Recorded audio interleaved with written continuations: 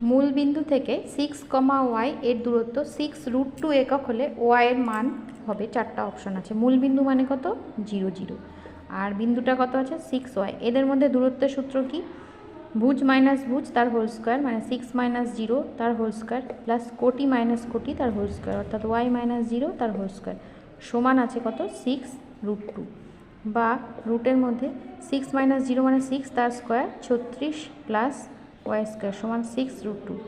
এবার দুদিকে যদি বর্গ করে দিই তাহলে রুট চিহ্নটা উঠে যাবে, তাহলে 36 প্লাস ওয়াই স্কোয়ার সমান, আমি এই লাইনে স্কোয়ার করে দিচ্ছি, তাহলে দেখো 6 8 6, 6 স্কোয়ার মানে 6 6 36 গুণ √2 স্কোয়ার মানে 2, 36 2 72, তাহলে ওয়াই স্কোয়ার সমান 72 মাইনাস 36, বা ওয়াই স্কোয়ার সমান 36। এবার আমি যদি বর্গমূল করে দিই তাহলে ওয়াই সমান হবে প্লাস মাইনাস √36, অর্থাৎ প্লাস মাইনাস